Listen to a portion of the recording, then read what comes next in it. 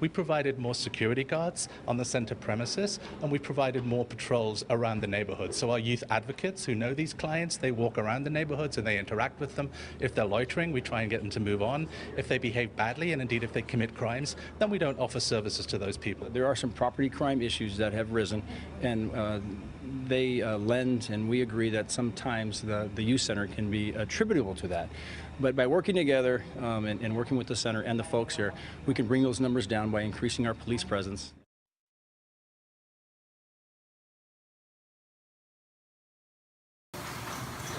Oh, absolutely. Right, okay, so I'm Simon Costello, so I'm the director of the Youth Centre in Highland. I'm happy to be here. I wasn't at the first meeting, but we were really close. I'm sorry, what was your name? Simon Costello. Okay, so I'm the director of the Youth Centre in Highland. And I've worked in this area for 12 years with homeless youth in the area. And the LA LGBT Centre opened 40 years ago in this area. It's actually going to be celebrating its 50th anniversary. It's the oldest LGBT centre in the world. And when it opened up, and I think it's relevant, when it opened up 48 years ago, it was a group of social workers who wanted to provide a community centre for LGBT people. And some of the very first people that came to the doors were young people looking for services. So the young people, a lot of whom were LGBT, were in the area before the centre ever came here, and that's 50 years ago. And you know, as we've talked about earlier, there's a huge homeless population here in Los Angeles. The latest estimate is that about 6,000 homeless young people under the age of 24 here in Los Angeles. And quite a few of them are here in Hollywood. And when you look at the population in Hollywood, and we've done some work on that, the homeless young people here in Hollywood, you know, somewhere between 20 and 40% identify as LGBT. Because of rejection from the families. They've been rejected by the families, and they're attracted to a 24-hour community. They're attracted to a community where they feel they might be more accepted. What's other interesting fact is about 40% come from the foster care system. You know, like the foster care system here in Los Angeles is the biggest one in the country. I don't know whether you know this, but DCFS, which we hear about all the time, DCFS has 35,000 open cases of children in Los Angeles County. Biggest one in the country. And we also know that if a young person's in foster care and they leave foster care at 18 without having found a permanent family, they have a 50-50 chance of being homeless within 6 months of leaving foster care at 18 years of age.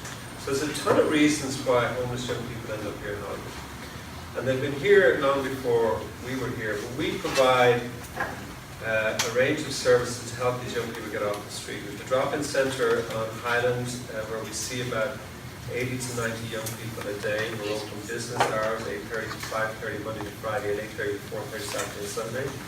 We have an emergency shelter there, which is pretty small compared to the population. We only have 24 beds. And we have some other beds and some other programs around here in Hollywood. We work as hard as we can to work with the young people we serve so that they are responsible members of the community. We had a community meeting today. While Jordan was there, I see some of the people who were there. We do it every 2 months where we sit down with the community and we try and work together to find solutions. We have a finite amount of resources. We have the resources we have in our building, and while we work with the young people who come into us, we're very clear when they come in that to be members of our program, they have to undertake to be good members of the community. Now, a lot of people sign up for that. Some people sign up for it and don't do it. I mean, there's always a few bad actors in there. But we do have a program where we do try and educate them to be good members of the community. That is not loitering in around the centre, you know, not being making a nuisance of themselves, trying to find a safe place to stay for the night, which isn't, if we don't have a bed for them, they try and find somewhere else a safe place to stay for the night. We have an outreach team, 2 outreach teams with 4 people, one of which works essentially during the daytime, which is there to respond to community members. They go out themselves and they drive around the community and they try and identify if any of our young people are out there making a nuisance of themselves and try and get them to come in off the street. And then we have another one that goes out at night time, up to around midnight. Not every night. The daytime one is available 7 days a week.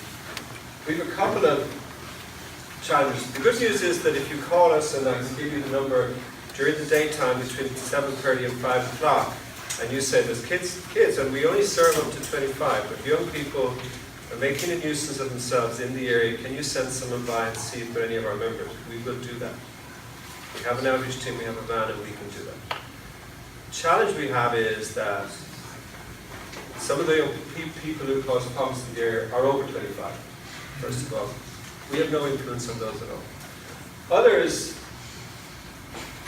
if they choose to continue making a nuisance of themselves, we will restrict them from our services, and now we have no influence on them. Because we go out, and yes, they're 21 years of age, and they say, please don't do that. And they say, why should we not do that? You won't let us into your program. So there's people out there who are older than the young people we serve, there's people who are young, and we don't serve them anymore, and we have no influence on them. And the only ones we can work with and we have influence on are the ones who are still members. And we're absolutely committed to working with them, given that we have finite resources. I don't know what to say to that. We do not have the resources to an outreach team to work overnight. You know, we have the teams that we have, and they're working when we think they can meet the young people that we meet.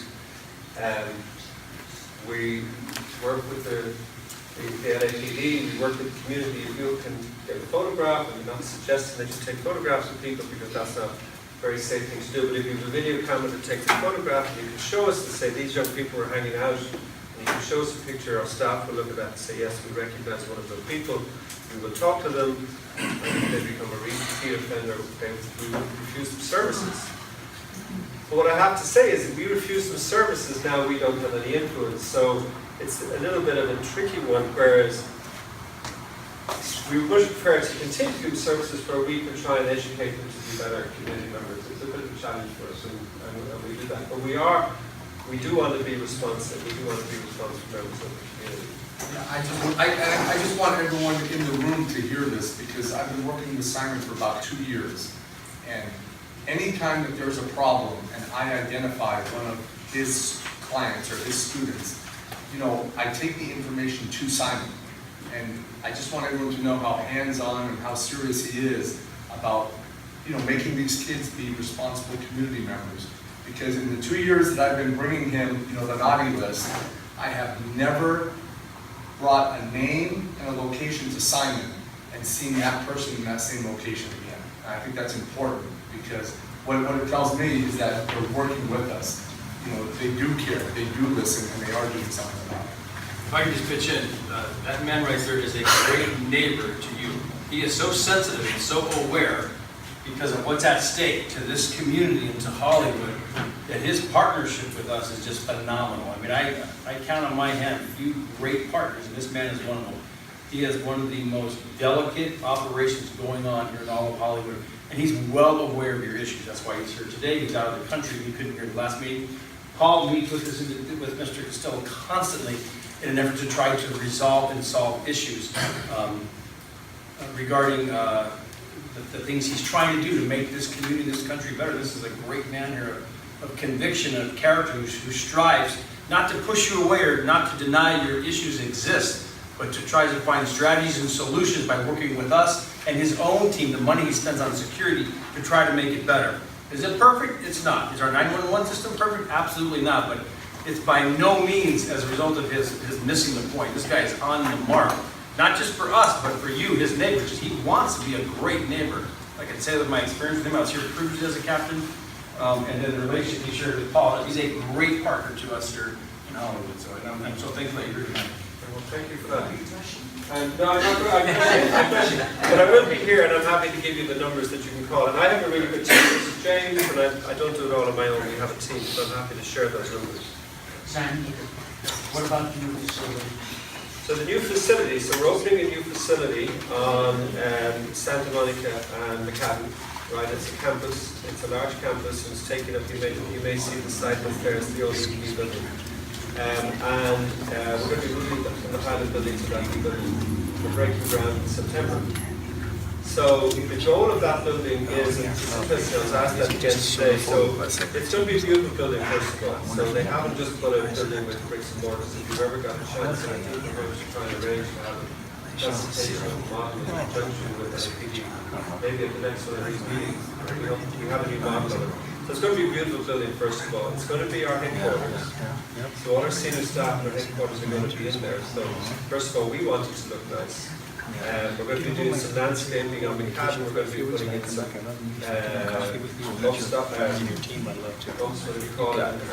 speed bumps and widening the sidewalks and making it much more of a campus environment. What we're putting in for the youth program, and this I think is a good point, is the drop-in centre is going to be smaller. So the area where the young people can come in and they get food and clothes and showers and then just get off the street, that's going to be smaller actually. We're putting a youth academy into it. So it's an educational and employment program with support of the city, with support of the Department of Mental Health, with the support of the Economic Workforce Development Department, support of the Mayor's Office. So we're putting in a youth academy, which is a program that we've been working on for a long time, specifically designed to try and reconnect some of these young people with education and employment. Because some of them had some, particularly if they're in foster care, you know, the horror stories some of these kids went through, like they've got 30 foster homes and 12 high schools. Like, I mean, there's no way anyone can come out of that with any sort of skills. So the youth academy is going to be bigger. We're putting in more beds. So we have, between our 3 different facilities right now, we've got 56 beds, 24 emergency beds, and the rest are longer-term beds. So we're going to go up to 40 emergency beds. We're going to go to 60 longer-term beds. I heard it was going to be 100. So these 100 beds for young people and 100 beds for seniors. Really? So we're putting in a seniors program with 100 beds for affordable Can I housing put for my name seniors. in now? Okay, there's a list. So we're putting a second campus which is affordable housing for seniors. So there'll be a youth program which well, it's not affordable housing because that's going to be funded, but there's a seniors program that will be affordable housing for seniors. And it's going to be a really nice campus, and we're very conscious that this is to raise people up. It's not just to maintain anybody in their current situation. This is to raise people up. That's our whole goal. With the new center, do you have in your budget more available for more outreach people? The staff, yes, we will have, we've got Larger 4, staff.